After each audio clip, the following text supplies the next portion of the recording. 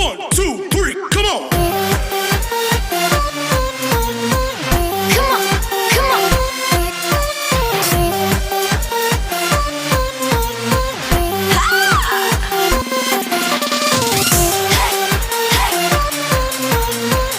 Come on, come on.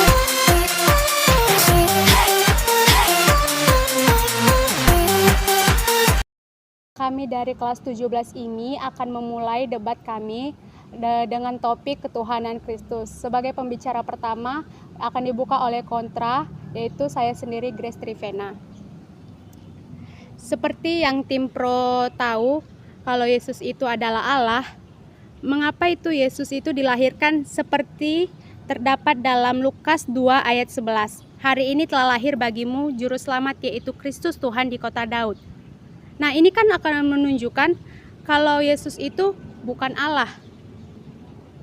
Allah itu tidak dilahirkan sebagaimana tim pro itu mengatakannya. Dan ini sudah jelas mengatakan Yesus itu bukan Allah, karena Alkitab sendiri itu tidak pernah salah kalau tim pro mengatakannya.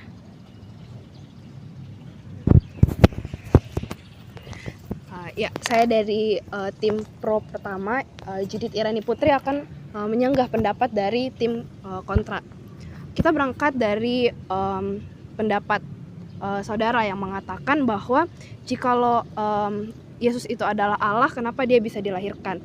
Nah, pertama kita lihat dari Yohanes 1 ayat 1. Berkata, pada mulanya adalah firman. Firman itu bersama-sama dengan Allah dan firman itu adalah Allah. Jadi di situ kita bisa lihat kalau memang Yesus itu di konteks bacaan ini adalah Allah, firman yang dimaksud di sini yaitu Yesus Kristus, dan dia itu sudah ada sejak kekekalan bersama-sama dengan Allah Bapa. Jadi Yesus itu eksistensinya itu sudah ada sejak kekekalan. Nah, kita melangkah ke Yohanes 1 ayat 14. Dikatakan firman itu telah menjadi manusia dan diam di antara kita, dan kita telah melihat kemuliaannya. Jadi di sini yang dimaksudkan itu pribadi kedua ke dunia, mengambil rupa manusia untuk melaksanakan tugas dari Bapa, yaitu untuk menyelamatkan manusia. Jadi untuk mengambil rupa manusia, Yesus itu harus lahir seperti manusia biasa. Akan tetapi Yesus itu tidak sama dengan manusia biasa, karena Yesus itu manusia sempurna.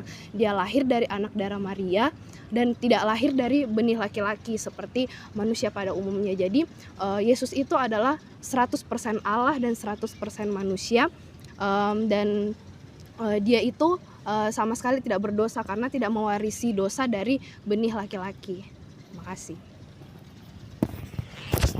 Baik, saya pembicara kedua dari tim kontra. Tadi seperti yang dijelaskan oleh pembicara pertama dari tim pro bahwa Yesus Kristus itu memiliki atribut Allah. Nah, kalau Yesus Kristus memiliki atribut Allah, berarti dia maha tahu, dia maha kuasa, dan dia eksis di mana saja. Tapi bagaimana penjelasan saudara mengenai Markus 13 ayat 32 yang notabene menjelaskan tentang akhir zaman? Di situ dijelaskan bahwa tetapi tentang saat itu tak seorang pun tahu dan anak pun tak tahu. Berarti di situ ditunjukkan bahwa anak mengarah kepada Yesus Kristus dan Yesus Kristus tidak tahu, karena kita bisa menyimpulkan bahwa ketika dia tidak tahu tentang akhir zaman, berarti dia tidak maha tahu. Berarti dia bukanlah Allah. Seperti itu. Bagaimana tim pro menanggapi pernyataan dalam ayat ini, sedangkan kita juga kembali bahwa Alkitab itu kebenarannya pasti.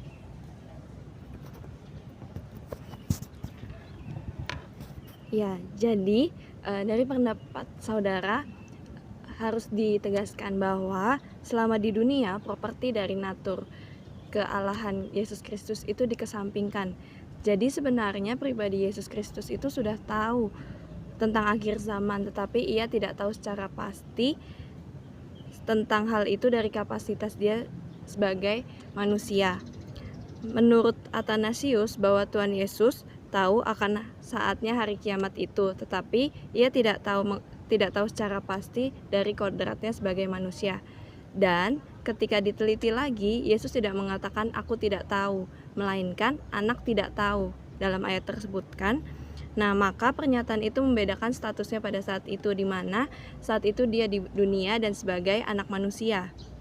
Sebagai anak manusia itu, Yesus Kristus tidak mengetahui secara pasti tentang hari kiamat. Namun sebagai Allah, Yesus tahu kapan hari kiamat itu. Saya Joshua Tobing, pembicara ketiga dari tim kontra. Tadi saudara mengatakan bahwa Yesus sendiri pun tidak tahu secara pasti mengenai hari itu dalam natur manusianya, tapi dalam keilahiannya dia tahu. Terus tadi ada juga saudara mengatakan bahwa Yesus tidak mengatakan bahwa dia tidak tahu, tetapi anak yang tidak tahu. Itu berarti dua pernyataan saudara tersebut secara tidak langsung memisah-misahkan natur keilahian dan natur kemanusiaannya. Jadi berarti Yesus sendiri pun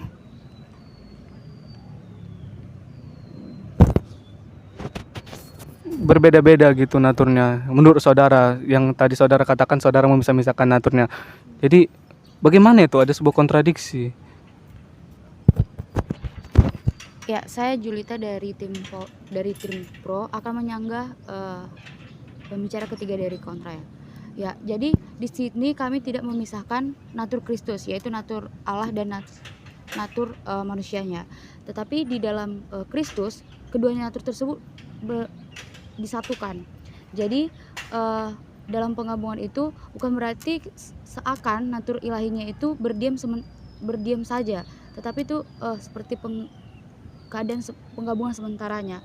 Nah, jadi di dalam Kristus kedua natur itu bersatu. Jadi dia itu benar-benar Allah dan ia benar-benar manusia. Nah, Kristus itu memiliki semua elemen natur kealahan, keilahiannya, yaitu dia Maha Kuasa, dia Maha Hadir, dia Maha Kasih.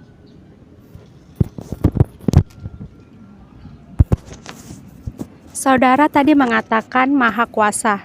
Namun kalau dia memang Maha Kuasa, kita bisa lihat dalam Lukas 6 ayat 12 mengatakan pada waktu itu pergilah Yesus ke bukit untuk berdoa dan semalam-malaman ia berdoa kepada Allah.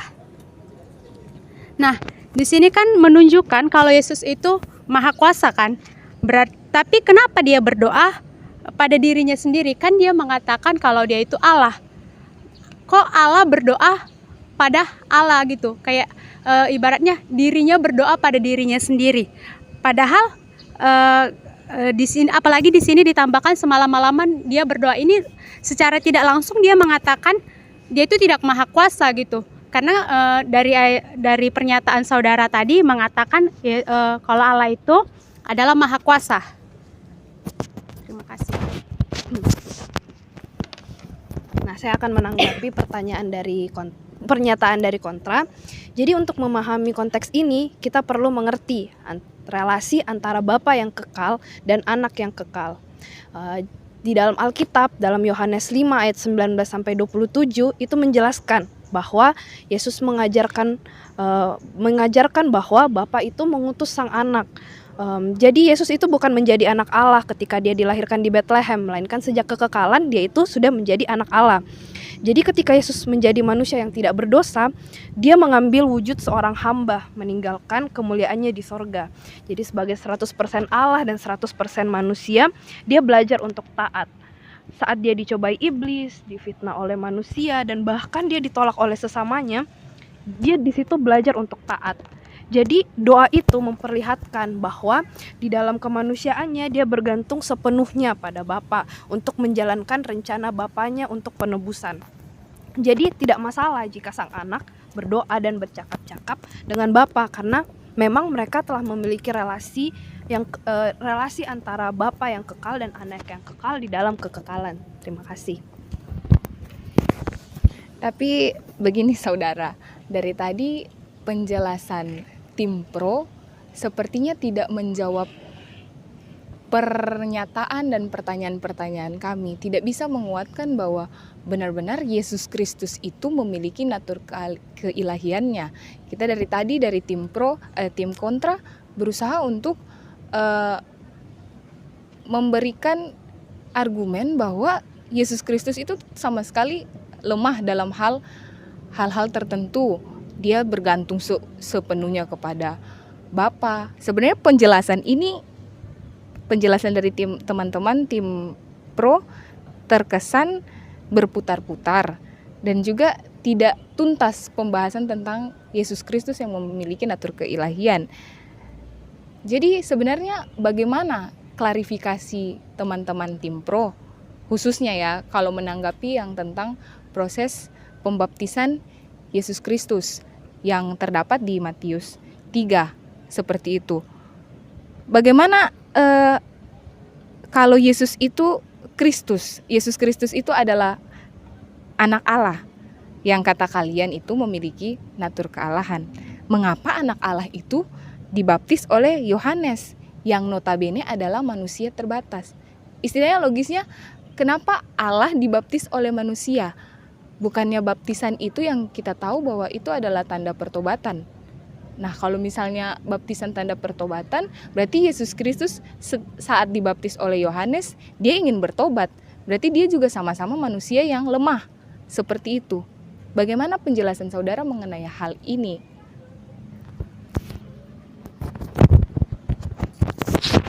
Ya, saya akan menanggapi pendapat saudara. Yang pertama, seperti yang saudara katakan, bahwa biasanya pembaptisan itu merupakan simbol sebenarnya, hanya merupakan simbol dari pertobatan. Nah, namun sebenarnya baptisan itu tidak selalu tentang pertobatan, melainkan bisa simbol yang lain. Seperti yang dari ayat Matius 3 ayat 13 sampai 17, tidak ada petunjuk bahwa Yesus dibaptis adalah bentuk pertobatan, melainkan tanda untuk maksud lain. Dalam kitab Yesaya terdapat nubuatan tentang akan datang seseorang yang akan menjadi perintis kedatangan Tuhan, tergenapi dengan kedatangan Yohanes. Maka pembaptisan Yesus memiliki makna tanda penyertaan Allah, bahwa Yesus adalah Sang Mesias yang berkuasa dan akan membaptis dengan Roh Kudus.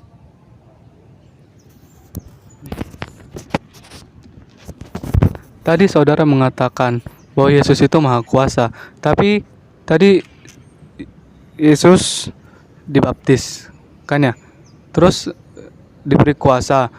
Allah Bapa menyertai Yesus, yang kelak Yesus akan membaptis dengan Roh Kudus. Berarti di sini menurut saya ya ada semacam tingkatan-tingkatan gitu, di mana Yesus bergantung kepada Allah Bapa dan Roh Kudus itu patuh kepada Yesus. Kan katanya tadi Yesus akan membaptis menggunakan baptis dengan Roh Kudus. Berarti Yesus natur keilahiannya beda gitu tarafnya atau tingkatannya dong dengan Allah Bapa.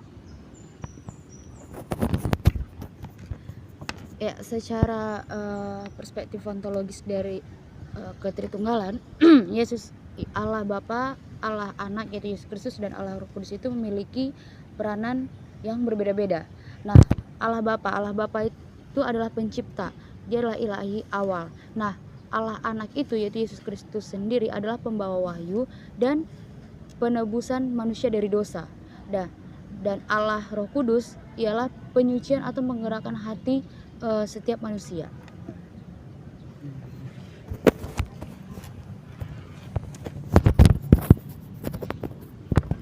Nah, tadi kan tim pro mengatakan kalau Yesus itu mengesampingkan natur keilahiannya. Tetapi kita mengetahui dalam Alkitab itu Yesus beberapa kali melakukan mukjizat seperti mengubah air menjadi anggur, lalu membangkitkan orang mati. Itu kan kalau secara manusia itu tidak mungkin gitu loh. Terus berarti itu nggak bakalan dilakukan oleh seseorang yang tim pro mengatakan itu Yesus itu 100% manusia. Berarti dia secara tidak langsung mengatakan Yesus itu tidak mengesampingkan natur keilahiannya dong. Bagaimana tanggapan saudara? Terima kasih atas pendapatnya. Jadi saya akan menyangga pernyataan dari tim kontra. Mengenai konteks mujizat, di sini kita bisa melihat tadi kami sempat singgung bahwa Yesus itu bergantung sepenuhnya kepada Bapa. Jadi di sini dalam konteks mujizat, Bapa itu memberi Yesus kuasa untuk melakukan hal-hal yang tidak dapat dilakukan oleh manusia lain. Yesus banyak, seperti yang kita tahu, mengadakan mujizat-mujizat yang hebat, dan seringkali di hadapan banyak saksi mata. Itu seperti yang saudara tadi bilang, mengubah air menjadi anggur, lalu membangkitkan orang mati. Nah, mujizat itu mempertunjukkan bahwa Yesus itu memiliki kuasa atas musuh dan rintangan-rintangan yang tidak pernah dapat diatasi secara tuntas oleh manusia yang tidak sempurna. Nah, kita juga dapat melihat bahwa mujizat-mujizat Yesus itu bermanfaat hingga waktu yang lama. Itu membuktikan bahwa semua nubuatan-nubuatan yang menakjubkan tentang pemerintahan Raja Mesianik yang sudah dinubuatkan dari Perjanjian Lama itu memang berdasarkan fakta. Digenapi, setiap nubuatan-nubuatan itu digenapi oleh kedatangan Yesus Kristus. Jadi tidak ada keraguan lagi bahwa Raja ini, Yesus Kristus ini, dapat meniadakan kelaparan, penyakit, ataupun roh-roh jahat, atau bahkan kematian. Jadi di sini Yesus telah menunjukkan bahwa Allah Bapa yang memberikan semua kuasa tersebut. Karena tadi kita sempat singgung bahwa dalam kemanusiaannya Yesus itu bergantung sepenuhnya kepada Allah Bapa. Terima kasih. Ya, saya ingin menyanggah pernyataan dari tim pro. Jadi tadi sempat disinggung tentang Allah memberi kuasa kepada Yesus. Secara logisnya saja, kalau misalnya Allah memberi kuasa kepada Yesus, berarti otomatis Yesus itu terbatas dong. Dia tidak berkuasa dong. Berarti dia memang balik lagi perdebatan kita, dia tidak memiliki atribut itu, sehingga pernyataan saudara melemahkan bahwa Yesus Kristus itu memiliki natur keilahian yang seperti maha kuasa itu. Jadi teman-teman mungkin dari tim pro bisa memberikan sebuah statement yang jelas, apalagi mengklarifikasi Allah memberi kuasa kepada Yesus. Kalau dia memang Allah dan dia memiliki natur keilahian, kenapa dia diberi kuasa seperti itu? Nah, saya akan menanggapi pendapat saudara. Jadi seperti yang telah saya katakan tadi, bahwa ketika di bumi Yesus sebagai anak manusia mengesampingkan natur keilahiannya. Maka sebagai anak manusia itu ia taat kepada Bapa. Nah, yang mendapat kuasa dari Allah Bapa adalah natur kemanusiaannya. Tapi Yesus sendiri, pribadi Yesus sendiri juga tetap memiliki 100% natur manusia dan 100% natur Allah. Seperti itu. Saya jadi terpikir bahwa tadi secara saudara mengatakan dia pertama bukan jangan mengesampingkan dulu yang Allah Bapa memberikan kuasa.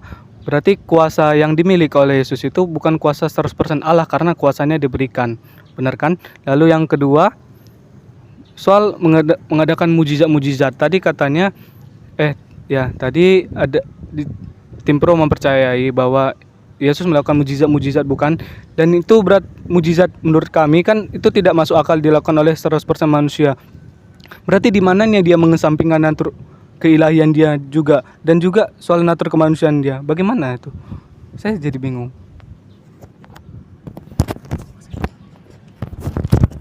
Jadi pada intinya ya, Yesus itu adalah anak Allah, pribadi kedua Allah Tritunggal. Nah, ia adalah 100% Allah dan 100% manusia. Selama di bumi, selama di tengah-tengah manusia, Yesus itu tidak meniadakan natur keilahiannya, tetapi mengesampingkan natur keilahiannya.